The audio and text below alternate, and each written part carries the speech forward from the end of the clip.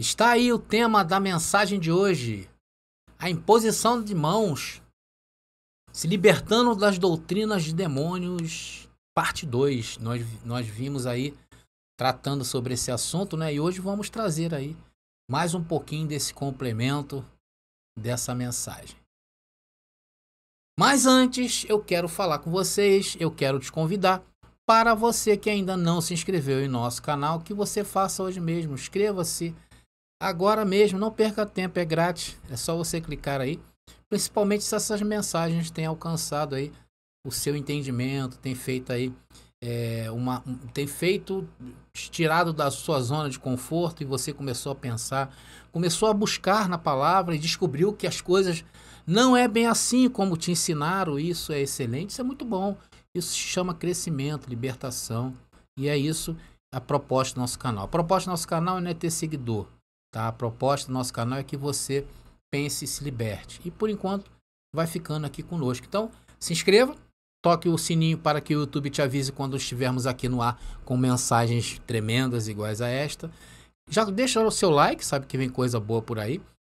Comentem à vontade, isso é muito bom, engajamento. Muito obrigado a todos vocês aí que têm se enganjado nessa luta para que a palavra do Evangelho corra e alcance os corações que foram predestinados para ele.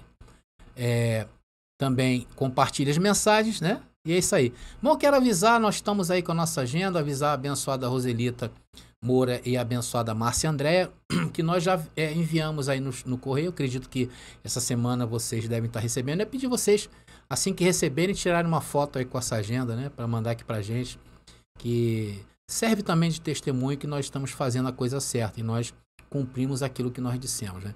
E se você tem interesse em adquirir essa agenda para esse ano de 2022 e também está nos ajudando aqui, pode adquirir, me procurar lá no WhatsApp e saber que eu vou te passar tudo que você precisa saber sobre essa linda agenda. É bonita, tá? Temos também um e-book que os abençoados sabem, que é a Doutrina do Inferno, que vai virar um livro, né? Estamos providenciando isso. Glória a Deus, porque nós conseguimos ver aqui uma fórmula melhor de se fazer esse livro, para que a gente venha gastar até menos, né, do que estava previsto lá com o pessoal.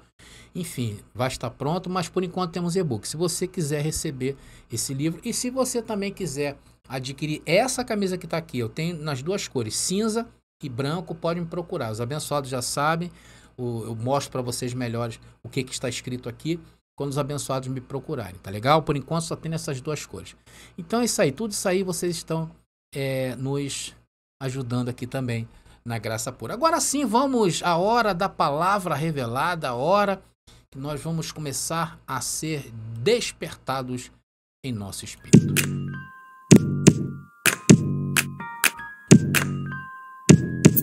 Bom, meu amado irmão, estamos aí diante desse tema, um tema precioso, que é a falsa doutrina da imposição de mãos, doutrina de demônios. Então, essa mensagem está sendo bem esclarecedora para nós. Nós estivemos, na primeira parte, vendo que essa prática que o sistema religioso não ensina, só fala que Jesus de Nazaré fazia e vocês fazem, né? Mas aqui nós estamos mostrando o que era essa prática, né? Então nós vimos que lá no Antigo Testamento, quando Jesus de Nazaré andou como homem, André, Jesus quando andou na terra não estava na graça, não estava em novos... Não, Jesus quando andou aqui na terra como homem, ele teve que cumprir toda a lei de Moisés, ele era um judeu, ele praticava o judaísmo. Então, além de cumprir a lei de Moisés, Jesus também ensinava acerca da lei, porque ele era um rabi. Todo rabi ensina a lei. Sendo que Jesus de Nazaré se dirigia ao povo de Israel e não ao mundo, né? Como hoje ensina a falsa igreja, né? Se dirigia a essa nação, a nação de Israel. Jesus não tinha nada a ver, por exemplo, com os romanos. Jesus não tinha nada a ver com gregos, com persas, com os egípcios. Jesus não ensinou, por exemplo, que a Páscoa, que era uma prática do judaísmo, que a Páscoa era uma ceia, ele não ensinou, por exemplo, para os gregos que viveram naqueles dias. Jesus de Nazaré não ensinou o batismo para os romanos daqueles dias.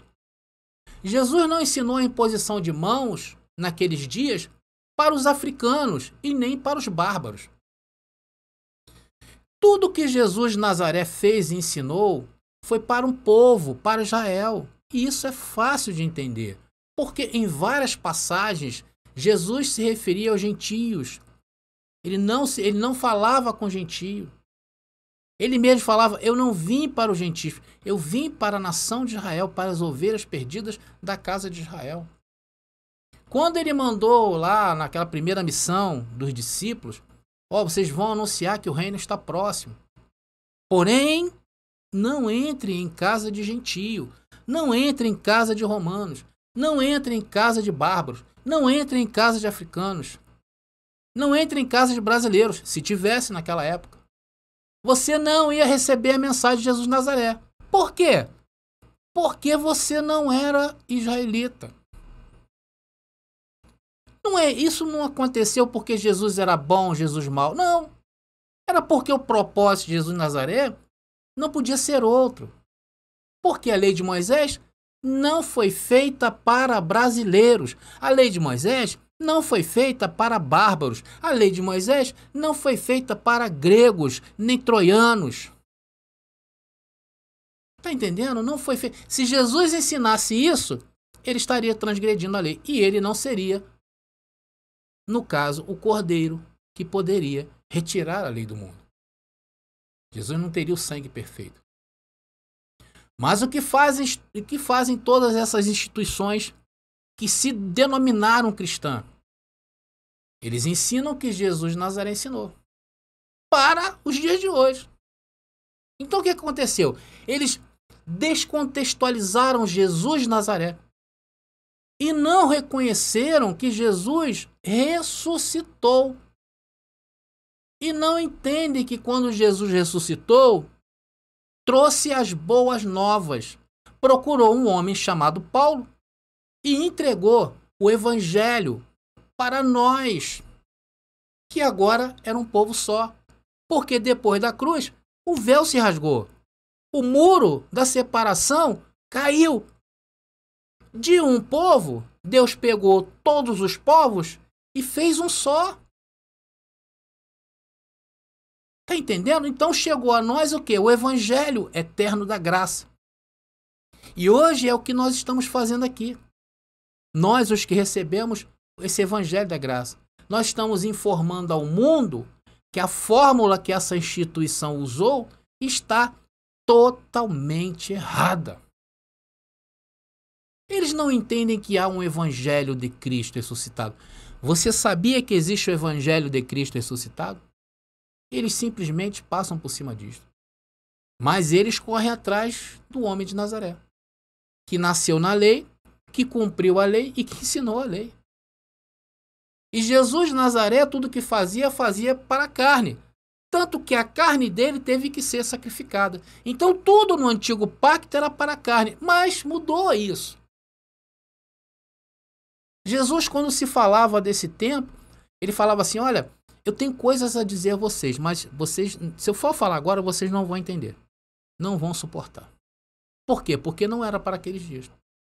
E quando Jesus ressuscitou, ele veio trazendo luz também ao que ele fez quando habitou em um corpo de carne. Por isso que Jesus ressuscitado disse isso aqui, olha. 2 Coríntios capítulo 5, versículo 16. Ô André, foi Jesus que falou? Foi. Tu tem dúvida? Olha aí. Assim que, daqui por diante, Jesus está falando. A ninguém conhecemos segundo a carne. E ainda que vocês tenham me conhecido lá, Cristo segundo a carne, contudo agora já não conhecemos. Então hoje, meus amados irmãos, já não é mais para as obras da carne, não é por obras da carne, não é por obras da lei. Hoje é por fé e para fé. Por isso que Cristo ressuscitado também escreveu isso aqui, olha, que é a nossa base que nós estamos usando para refutar certas práticas dentro do sistema religioso. Está aí. Deixando já os rudimentos da doutrina de Cristo. Deixando já. É uma ordem. Vamos adiante à perfeição. Somente deixando você pode seguir essa perfeição.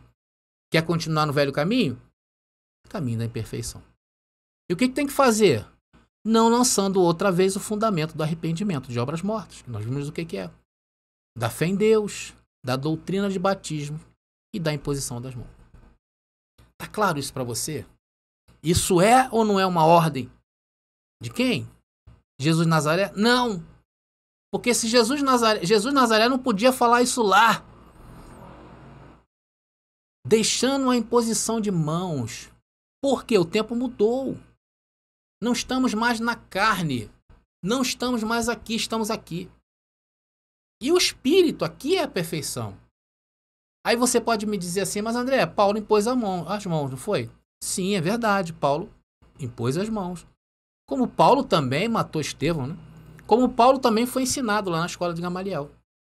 Você vai tirar um retrato da vida de Paulo e vai querer aplicar como se ele estivesse ainda na escola de Gamaliel? Isso é uma covardia, né? Paulo matou vários irmãos dos discípulos de Jesus de Nazaré. Paulo era odiado por todos. Você também pode dizer que Paulo se batizou. E hoje pregamos contra o batismo nas águas. Você pode dizer que Paulo jejuou. E hoje pregamos contra jejuns, coisas da carne. Porém, você esquece que a vida de Paulo teve um começo, meio e fim. Agora, pegar lá o começo da vida de Paulo e trazer para os dias de hoje é, no mínimo, uma covardia, né? Paulo foi crescendo em graça e em conhecimento. Então, tudo que Paulo fez, tudo isso que ele fez, ele foi deixando para trás. Então, tem irmãos do sistema religioso que maliciosamente, maldosamente... Peraí, abençoados. Entrou o que não era para entrar, mas entrou. Então, o que Paulo fez lá atrás, nós não podemos dizer que ele morreu assim. É igual a mim e você um dia, na é verdade? Um dia eu me batizei, um dia eu batizei, um dia eu jejuei, um dia eu ceei. Só que isso foi o meu passado e não corresponde ao meu presente. Da mesma forma, o sistema religioso. Pegaram o passado de Jesus de Nazaré, quando na lei fez tudo isso, e esquecem que ele mesmo ressuscitado disse o que disse em 2 Coríntios capítulo 5, versículo 16. O que ele disse? Não conhecemos nem a Cristo segundo a carne. Então, tudo o sistema religioso usa a malícia e querem o quê? Descontextualizar tudo para continuar enganando as pessoas. Porque a única coisa que a imposição de mãos faz é levar homens a correr atrás de homens. É levar homens ao trono de homens. E os homens adoram o trono deles, porque eles se parecem ser Deus. Só que hoje estamos para dizer-lhes, vocês não são Deus. Então nós vimos na primeira parte que devemos o quê? Deixar já esse rudimento, essa doutrina de demônios. Por que de demônios? Porque demônios são pensamentos, e no caso pensamentos ruins. Por quê? Porque escraviza uma pessoa. Que é isso, a imposição de mãos. Apresentamos tantos motivos, né? 2 principais porque devemos abandonar essa prática. O primeiro que nós vimos é porque estamos completos e usamos alguns textos para provar que não precisamos que nos impunha as mãos porque estamos completos. O segundo motivo que eu dei para deixar isso é porque a minha carne, ela está viciada e meu espírito está perfeito. Por isso que eu tenho que abandonar isso. Ou seja, a minha mente é quem comanda a minha carne e não o contrário. Então, da minha mente eu ativo o quê? A vida de Cristo se manifestando em meu corpo mortal. Isso é ou não é um caminho mais excelente?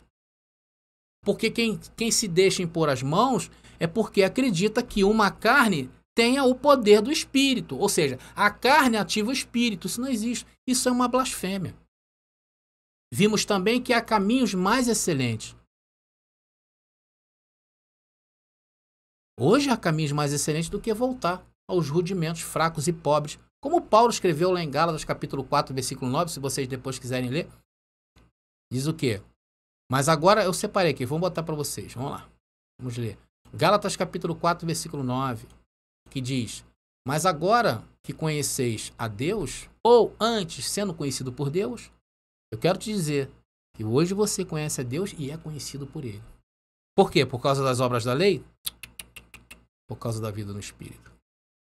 Mas como estás voltando outra vez aos rudimentos fracos e pobres, aos quais de novo quereis ainda escravizar-vos? Está aí.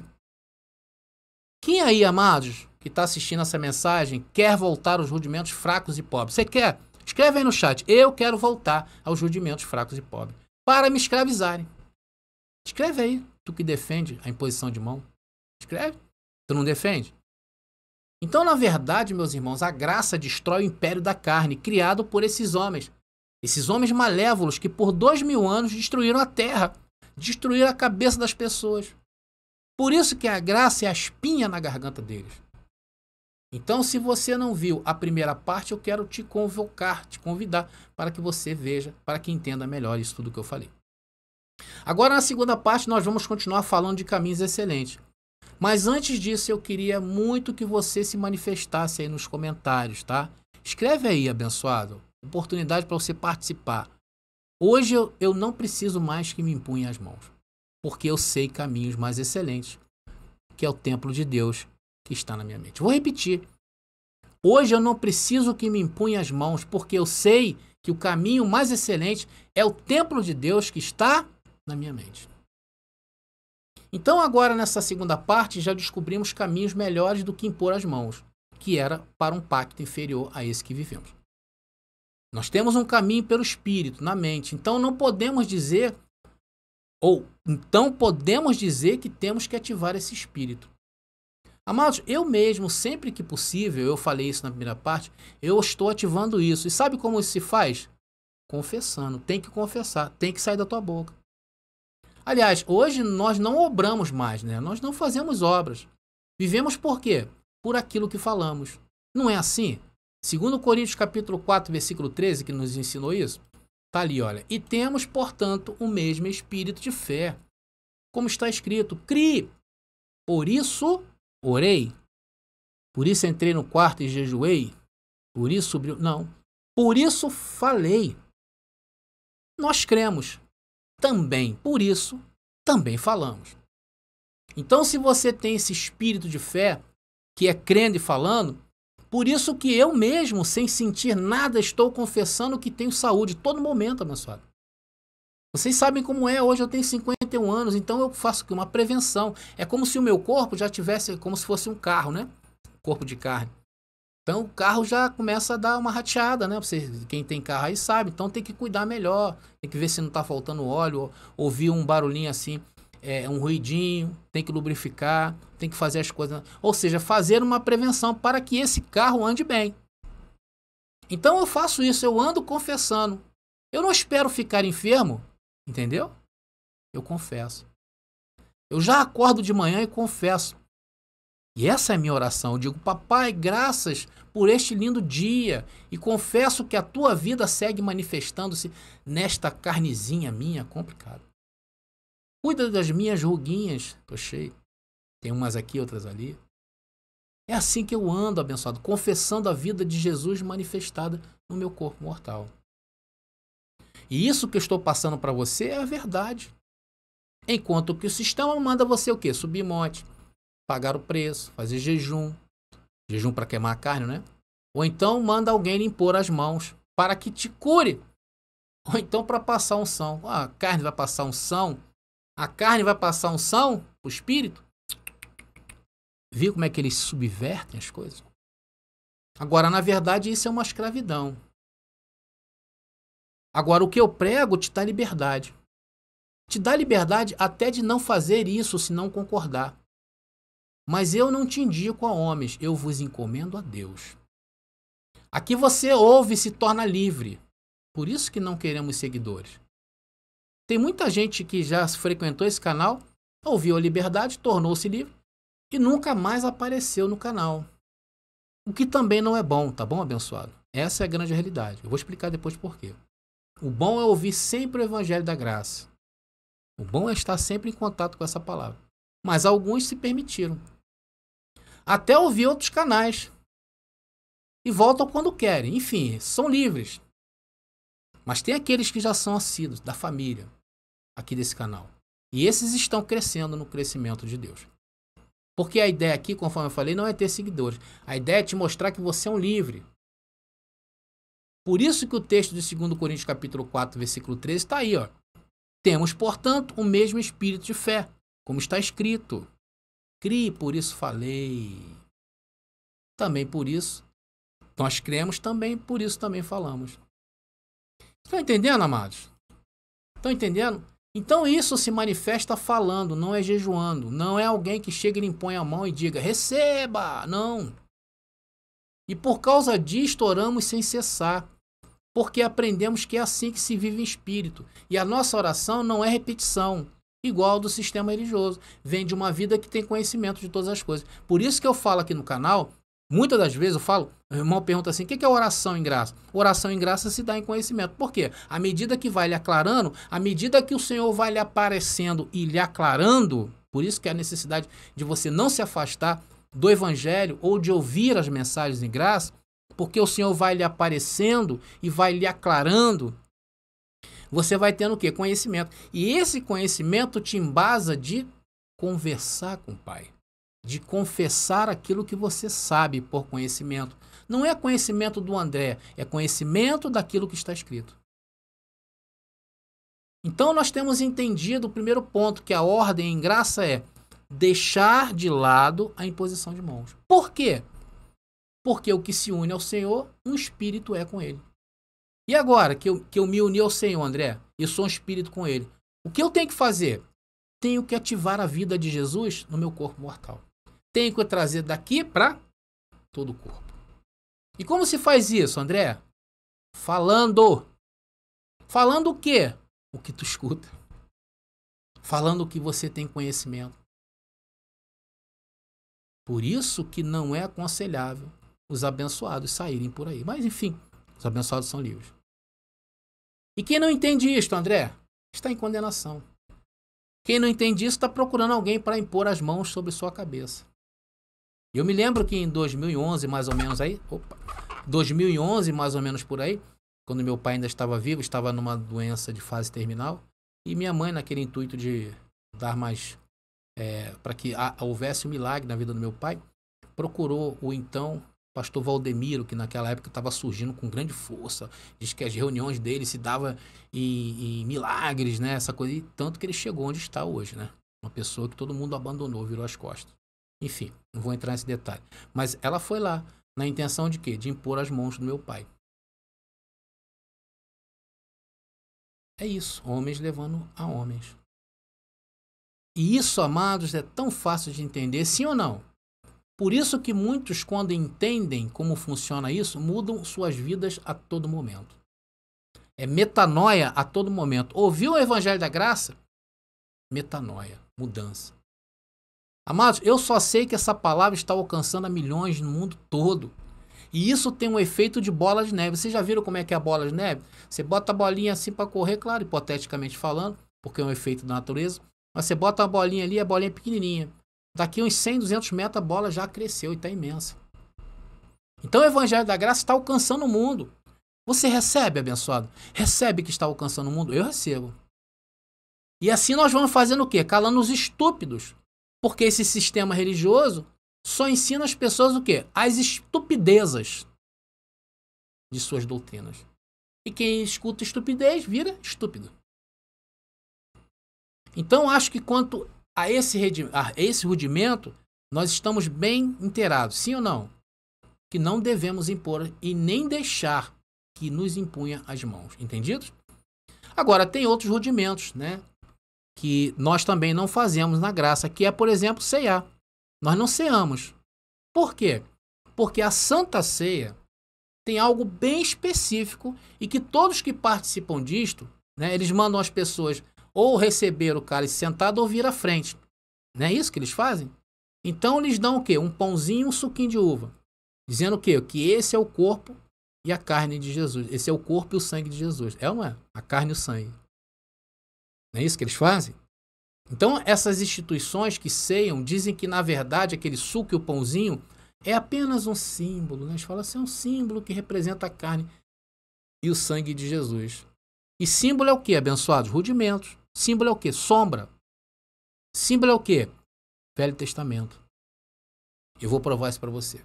Vamos à primeira carta de Paulo aos Coríntios, capítulo 5, versículo 7 e 8, que diz: limpai-vos, pois, da velha levedura. O que é a velha levedura?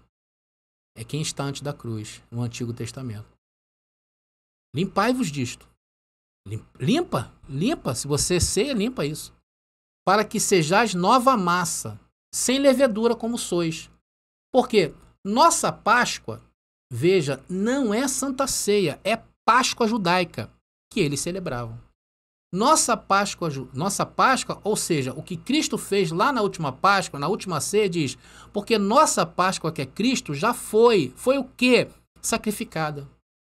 E se já foi sacrificada, então, abençoado, por que ainda está em uma igreja que celebra algo que já foi sacrificado?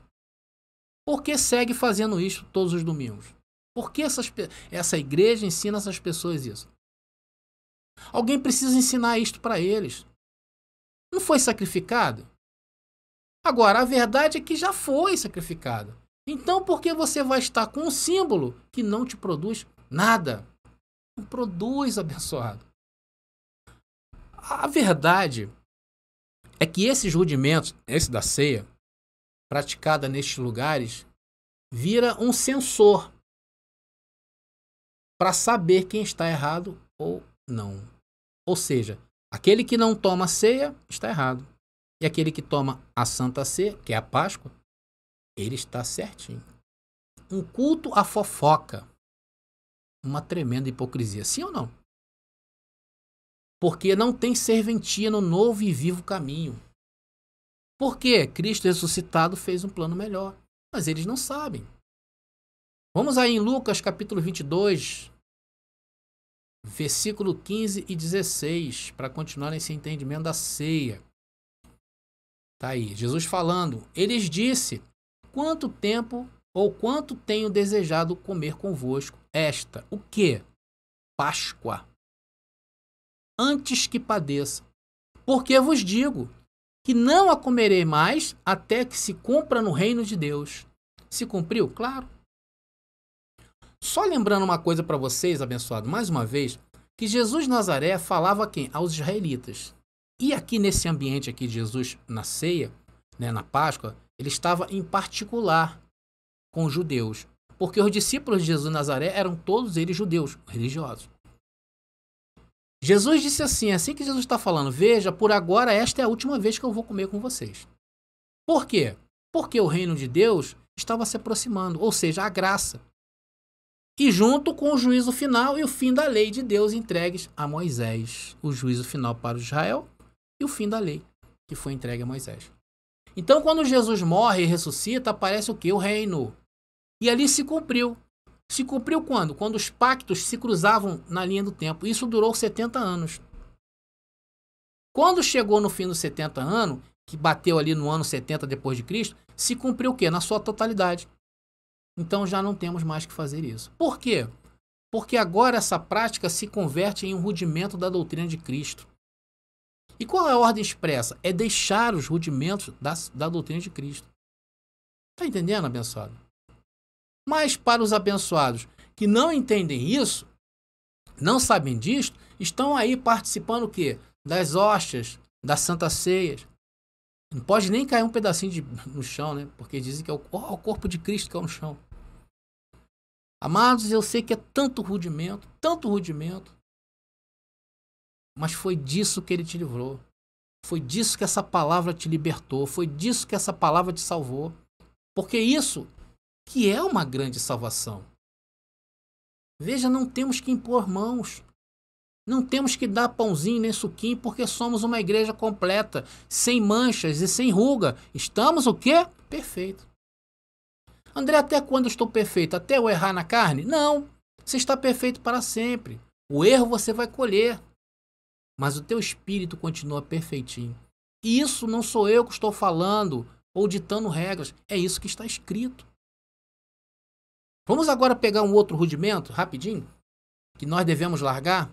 Lá no texto de Hebreus 6:2, um deles é a doutrina de batismo. Vamos ver aqui rapidamente, abençoado, o batismo, esse outro rudimento. Amados, é claro que tudo isso evidencia que nós é que somos os evangélicos. Porque evangélico é aquele que traz as boas novas. Nós temos as boas novas e apresentamos o quê? Cristo ressuscitado. Eles, na verdade, o sistema são judeus, sem ser judeus, tipo falsos judeus, o falso judaísmo. Agora vamos entender um pouquinho sobre batismo. Romanos capítulo 6, versículos 6 e 3. Romanos capítulo 6, versículo 3. Versículo 3, estamos quase encerrando. Vamos ler aí. Que diz: ou não sabeis? Nós sabemos. Sim ou não? Nós sabemos, né? Ou não sabeis que todos os que foram batizados em Cristo Jesus temos sido batizados em água? Paulo fala de água? Não, Paulo fala o quê? Na sua morte. Nós fomos batizados o quê? Na sua morte. Romanos 6,3. Então, nesse pacto que estamos hoje de maiores e superiores promessas, entra água nesse contexto? Está vendo água aí? Claro que não. Então a água já não faz falta, abençoado. Porque nós fomos batizados em sua morte. Nós estamos mortos juntamente com ele. Já não temos mais que fazer isto. Vamos ao verso 11 ainda em Romanos capítulo 6. Capítulo 6 agora no verso 11, avançando um pouquinho, diz: assim também vós considerai-vos o quê? Mortos ao pecado, mas vivos para Deus, em Cristo Jesus, Senhor nosso. Por que temos que nos considerar mortos ao pecado, abençoado? Por quê? Porque estamos mortos, queridos. Simplesmente por causa disso. Um morto não peca, sem pecado. Tá bom? E por que não temos que batizar mais?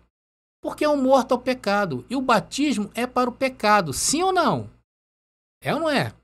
Quando apareceu, por exemplo, João Batista batizando, era para quê? Era para que o batismo de João? Para perdoar pecados, para perdão de pecados. Mas quando Cristo morre, nós também morremos com ele. E se você hoje batiza, apenas está se molhando. Porque não tem valor nenhum, virou um rudimento. Amado, se você se batiza sinceramente, você é apenas um molhado. Por isso que em graça não molhamos ninguém. Aqui nós não molhamos ninguém. Por quê? Porque entendemos quem foi Jesus de Nazaré. O que fez, para quem fez, e também entendemos o que Cristo ressuscitado fez e para quem fez. E o ressuscitado não falou para batizar. Muito pelo contrário, não batizes mais porque é rudimento. Eu tenho um caminho melhor. E nós somos o quê? Desobedientes? Não, somos obedientes. Não somos desobedientes. Quem é desobediente está em condenação. Aí muita gente pode dizer: poxa, André, mas Paulo batizou. Sim, amados, Paulo batizou. Porém, foi crescendo em graça. Paulo, ao longo de sua vida, diz a palavra que Cristo ia aparecendo a ele e revelando a graça. Por isso que você não pode deixar de ouvir as mensagens em graça, porque Cristo te aparece e te mostra um rudimento que você tem que tirar. Então, Paulo foi crescendo, como eu e você. Um dia também fizemos tudo isto. Veja agora o que diz a primeira carta de Paulo aos Coríntios, capítulo 1, versículo 17. É o penúltimo versículo dessa mensagem, que diz: pois não me enviou Cristo a batizar, Paulo falando, hein? A quê? Senão a quê? A pregar o evangelho, não com sabedoria de palavras, para que não se faça vã a cruz de Cristo. Tá claro para você? E quem escreveu isso? Foi o apóstolo Paulo, que recebeu o quê? O evangelho da graça. Das mãos de quem? Do ressuscitado. Não foi das mãos de Jesus de Nazaré. Quem recebeu das mãos de Jesus de Nazaré foram os discípulos de Jesus. Por isso que a missão deles era para as ovelhas perdidas da casa de Israel. E conforme Paulo ia sendo revelado ao evangelho da graça, ele ia retirando esses rudimentos. Lá em Gálatas capítulo 3, versículo 27 e 28, Paulo também fala de batismo, tá bom? Porém, o batismo que Paulo fala lá também é o da morte de Jesus. Não pode sair desse contexto. Paulo não fala em batismo em água. Como o sistema ensina, Gálatas 3, 27 e 28, fala que é batismo em água. Depois você vai lá e leia. Essa mensagem já está muito grande.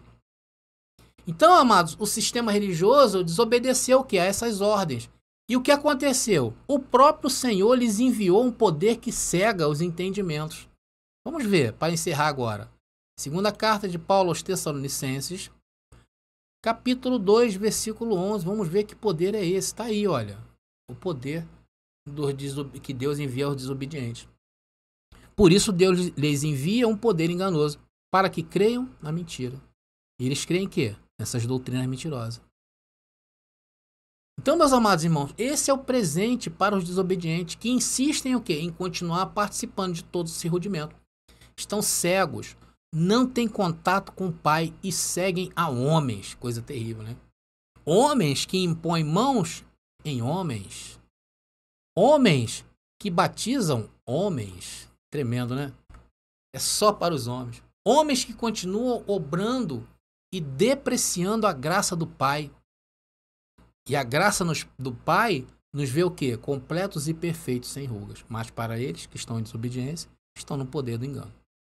Então, amados, eu quero terminar essa mensagem confessando com você o que ouvimos nestas duas partes dessa mensagem. Se você não viu a primeira, corre lá e assista. Então, amado, se você puder, repete comigo essas palavras. Repete, porque é crendo e falando. Nós cremos, ouvimos e agora vamos falar. Diz aí, a palavra diz que o que se une ao Senhor, um espírito é com ele. Portanto, eu tenho direito, eu tenho autoridade e fé para confessar que a vida de Jesus, que está em mim, agora, amados, se permita você mesmo tocar, você mesmo pode se tocar. Diga assim, olha, que a vida de Jesus que está em mim se manifesta em meu corpo mortal, daqui para cá.